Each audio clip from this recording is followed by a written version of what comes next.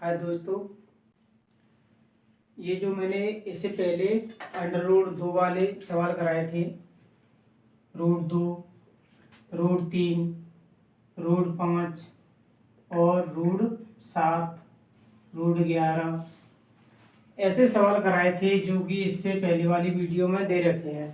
ये सवाल रह गया था क्योंकि ये क्या है, अलग अलग सवाल है। अगर यदि root 2, root 3, root 5, root 7, root 11 ऐसे सवाल आते हैं तो उनके लिए थोड़ी सी डेफिनेशन आपको अलग से है जो कि आपको रटनी पड़ेगी। ठीक है, ये मान के चलो ये 2 नंबर का क्वेश्चन आता है प्रश्न नंबर 4 में बोर्ड के हिसाब से। आपको क्या है, अधिकतर इनमें से कोई ना कोई या तो ये आएगा, लगभग ऐसे ही आता है, रूट 2 वाला या रूट 5 वाला।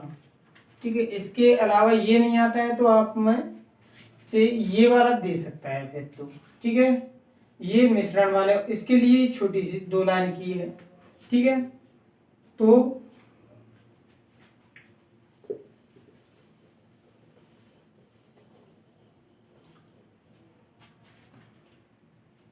सिद्ध कीजिए कि 6 माइनस के 7 रूट 5 एक अपरिमेय संख्या है। हम क्या करेंगे, इसे मान लेंगे पहले कि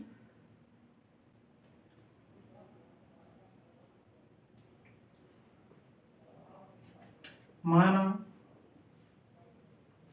6 माइनस 7 रूट 5 एक क्या है, ये एक परमेय संख्या है, परमेय संख्या है।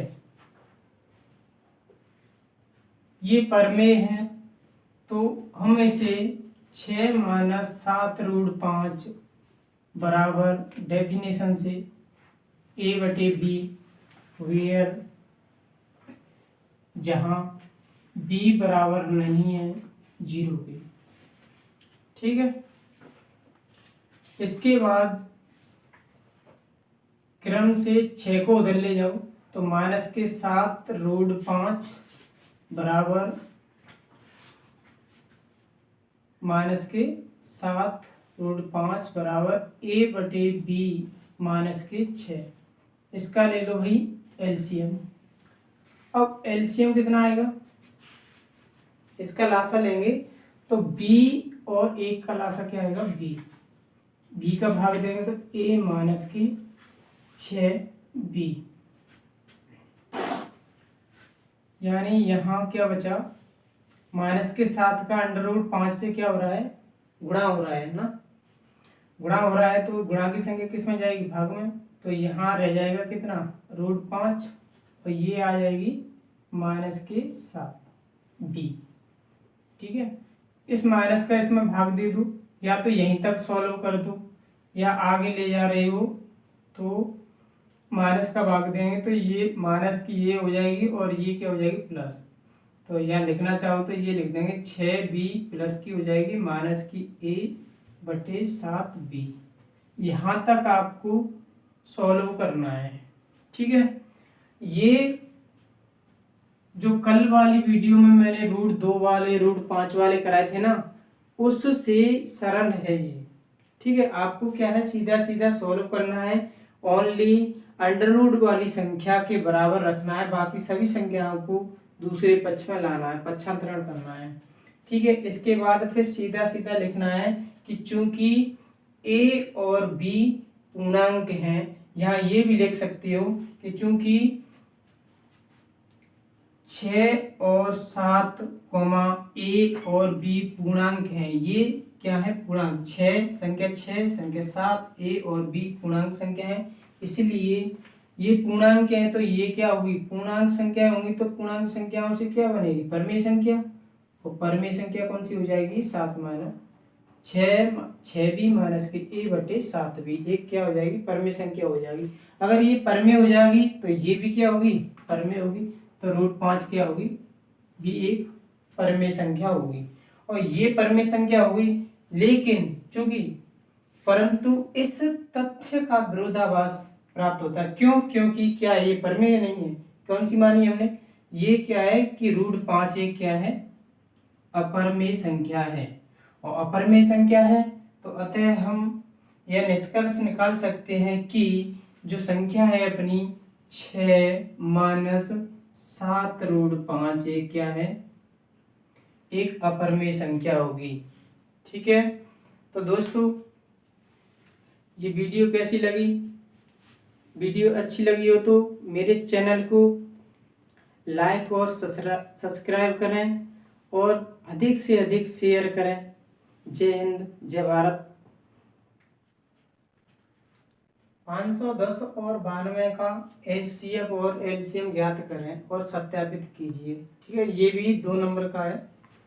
तो इसमें हमें क्या करना है, सबसे पहले 510 का LCM और HCF ज्ञात करेंगे, तो उसके लिए हम फैक्टर कर लेते हैं, इधर कर लेते हैं ना, एक साइड में, चाहे इधर यहीं रहने दो। चलो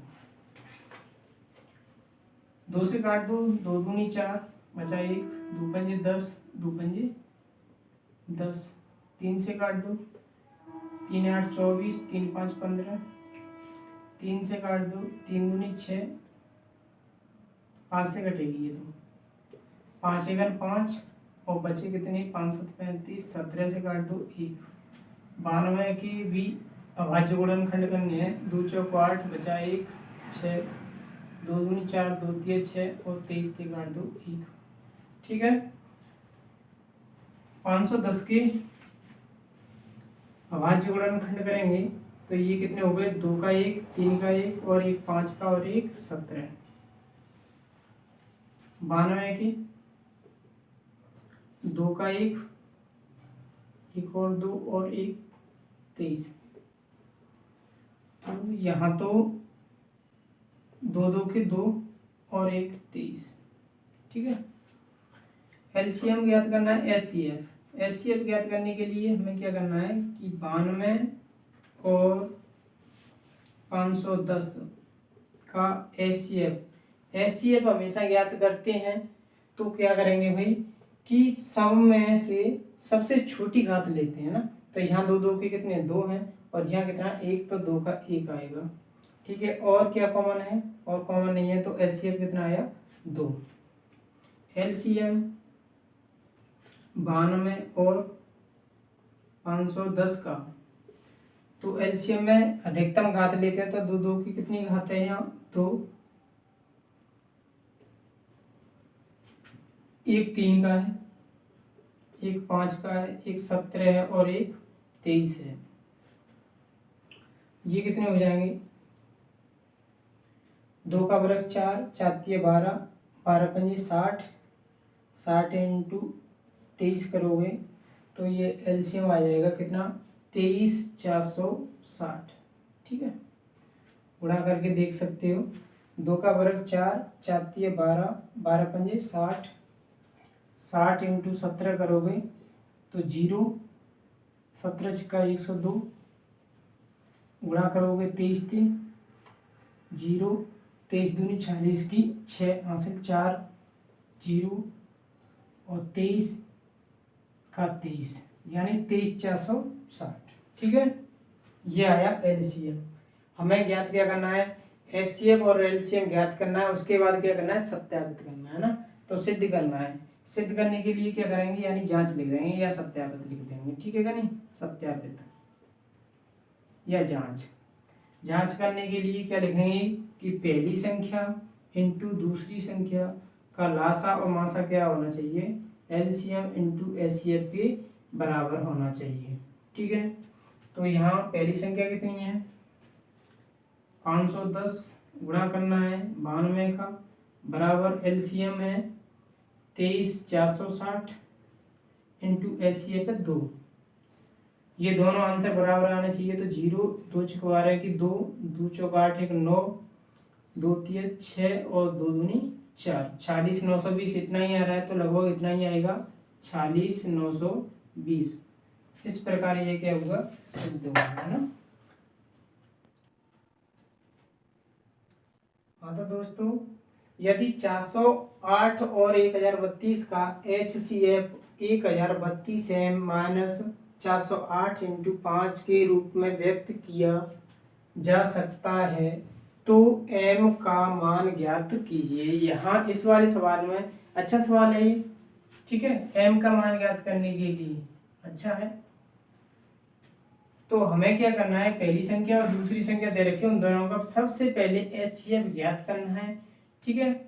तो यहाँ 408 की फैक्टर कर देंगे, 408 फैक्टर कर दूं, इधर कर देते हैं ना, ये तरफ यहाँ, ठीक है।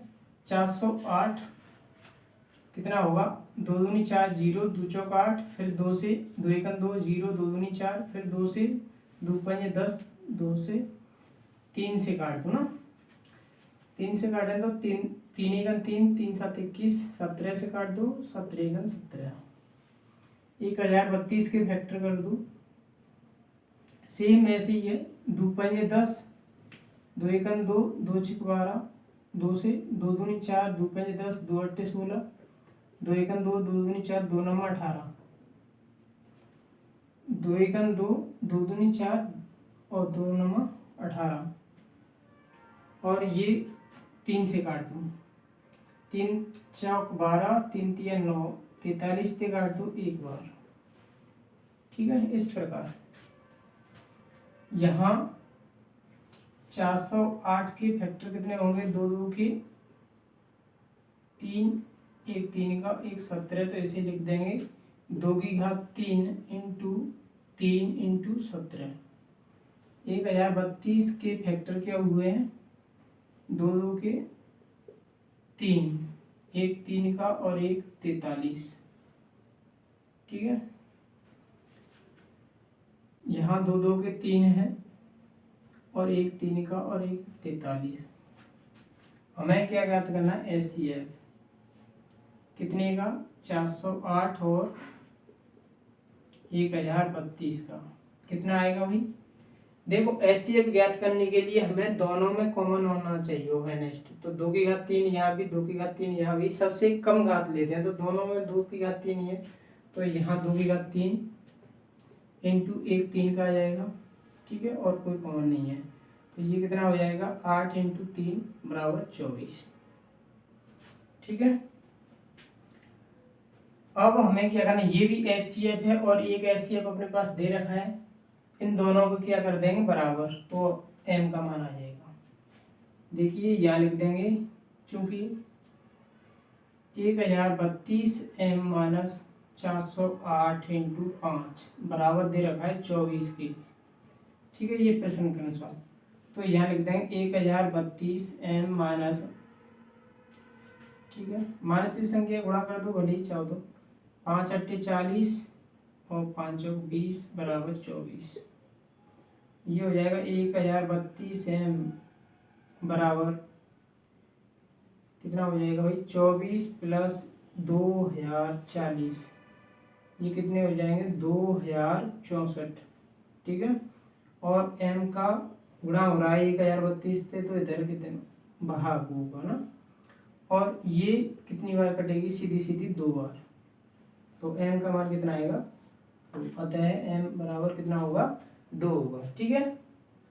इसी प्रकार ये भी अच्छा है, जांच कीजिए कि 6 की घात n किसी प्राकृत संख्या n के लिए अंक 0 पर समाप्त हो सकता है, किसी भी प्राकृत संख्या n के लिए। तो हम जानते हैं कि अंक 0 पर समाप्त होने के लिए हमारी 2 स्थिति होती हैं कि उसके गुणनखंड कितने किसके रूप में होने चाहिए, 2 की घात m इंटू 5 की घात n के रूप में होते हैं। अगर गुणनखंड 2 की घात m इंटू 5 की घात n या फिर 2 की घात m या 5 की घात n के रूप में होंगी, तो वो संख्या हमेशा 0 पर समाप्त होगी, ठीक है। तो यहाँ क्या करेंगे हम कि 6 की घात n है, उसको 6 की घात n को हम लिख सकते हैं ना, 6 के टुकड़े 2 इंटू 3 होते हैं, उसकी घात कितनी n, और यहाँ लिख देंगे भाई कि 6 की घात n है, उसके गुणनखंड 2 की घात m इंटू 2 की घात इंटू 5 की घात n के रूप में नहीं है, ठीक है, के रूप में नहीं है। 6 की घात n के गुणनखंड 2 की घात m इंटू 5 की घात n के रूप में नहीं है, अतः 6 की घात n किसी प्राकृत संख्या n के लिए अंक 0 पर समाप्त नहीं हो सकता है। इस प्रकार इन सवालों को हमने सॉल्व किया। तो ये सवाल है, एक खेल के मैदान के चारों ओर एक वृत्ताकार पथ है। सोनिया को मैदान का एक चक्कर लगाने में 18 मिनट लगते हैं, जबकि रवि को उसी के लिए यानी उसी मैदान का एक चक्कर लगाने में 12 मिनट लगते हैं। सोनिया को तो 18 मिनट लगते हैं और उसी का एक चक्कर लगाने में रवि को 12 मिनट लगते हैं। मान लीजिए कि वे दोनों एक ही बिंदु पर और एक ही समय पर चलना शुरू करते हैं, ठीक है क्या नहीं? वे एक ही बिंदु से और एक ही समय पर स्टार्ट कर रहे हैं और एक ही दिशा में, चाहे वे उल्टी या सीधी, एक ही दिशा में चलते हैं। ये बताइए कि कितने मिनट बाद वे फिर से प्रारंभिक बिंदु पर मिलेंगे। मान लेते हैं कि ये एक पथ है, ठीक है, वृत्ताकार है ना, तो वृत्ताकार पथ बना लेते हैं। ये वृत्ताकार पथ है, ठीक है, ऐसा पथ बना लेते हैं तो, अरे भाई ठीक है, ऐसा ही बना लेते हैं थोड़ा। ये वृत्ताकार पथ है, ठीक है, और इस पर ये ऐसे दौड़ रहे हैं ना, या तो इस दिशा में, ठीक है, या इस दिशा में। ये मैदान हो गया। यहां मान लो, यहां मान लेते हैं ना, इस पर कौन है भाई? सोनिया। यहां सोनिया को एक चक्कर इस यहां से स्टार्ट करे मान लो, ठीक है क्या नहीं? यहां से सोनिया स्टार्ट करती है दौड़ना, तो यहां से इसे घूमने में कितना टाइम लग रहा है? 18 मिनट। और इसी स्थान से अगर रवि भी दौड़े तो उसे दौड़ने में कितना लग रहा है? 12 मिनट, ठीक है। तो हमें क्या करना है कि शॉर्ट तरीका से निकालेंगे। तो सोनिया को यहाँ वापस, इन दोनों को वापस मिलने में कितने समय बाद दिए? प्रारंभिक बिंदु पर, यहाँ से एक ही दिशा, या तो इस दिशा में चले या इसमें, तो कितने समय बाद पुनः ये दोबारा से यहाँ से वो स्टार्ट हो रहे हैं, तो इसको तो 18 मिनट लग रहे हैं और इसे रवि को 12 मिनट लग रहे हैं। तो जबकि ये अब कितने समय बाद पुनः एक ही स्थान पर मिलेंगे, तो हम चाहते हैं कि ये सोनिया, ठीक है क्या नहीं? अब सोनिया दौड़ेगी तो सोनिया के लिए 18, यहाँ से जाएगी तो 18 मिनट लगेंगे, फिर दोबारा जाएगी तो कितना लगेगा? 36, फिर 54, फिर 72, और ऐसे ही रवि को कितना लगेगा भाई? रवि को 12 मिनट, फिर कितना मिनट बाद वापस आएगा? दोबारा जाएगा तो 24 मिनट, फिर कितना? 36, 48, 60 और 72,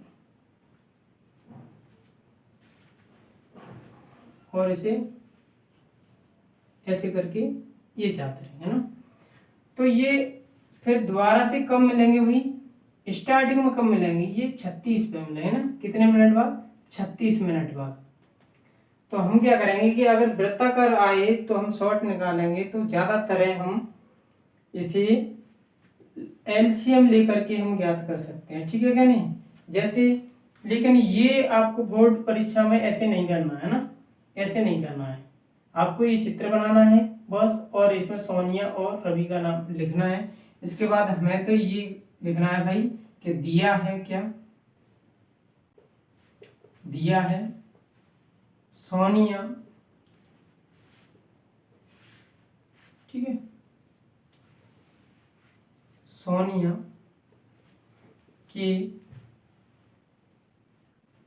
सोनिया को मैदान का चक्कर लगाने में, सोनिया को मैदान का एक चक्कर लगाने में लगा समय बराबर कितने मिनट? 18 मिनट। इसी प्रकार रवि को मैदान का एक चक्कर लगाने में लगा समय बराबर कितना आएगा भाई? समय 12 मिनट। ठीक है, यहाँ तक समझ में आया। इसके बाद आपको क्या करना है? एलसीएम। तो 18 का फैक्टर कर लेंगे, इधर कर लेते हैं एक तरफ, यहाँ 12 के फैक्टर कर लो और 18 के कर लो ना। तो 2 6 12, 2 3 6, 3 1 3, ऐसे ही इसके भी फैक्टर जानते हैं। या 12 की कितनी होंगी भाई? 2 2 के 2 और 1 3 का, है ना। और 18 के कितने होंगे? 2 2 के 1 और 3 के 2। ठीक है। एलसीएम ज्ञात करने के लिए 12 और 18 का क्या करोगे भाई? एलसीएम के लिए हम सबसे अधिकतम घात लेते हैं, तो 2 की घात ये 1 है, 2 की घात 2 है, तो यहाँ 2 की घात 2 इंटू 3 की घात 2, यानी कितना? 4 इंटू 9, कितना आएगा भाई? 36 मिनट। अतः सोनिया, यहाँ लिख देंगे, सोनिया और रवि 36 मिनट बाद, 36 मिनट बाद उन्हें प्रारंभिक बिंदु पर मिलेंगे। तो दोस्तों इस प्रकार से हमारे चैप्टर नंबर 1 से क्वेश्चन बनने की संभावना है, जो कि मैंने मोस्ट इम्पोर्टेंट जो भी क्वेश्चन है जो बनते हैं आने लायक हैं वो मैंने करा दिए हैं। आगे वीडियो ऐसे ही लाता रहूँगा मैं। तब तक के लिए मेरे चैनल को लाइक और सब्सक्राइब करना ना भूलें।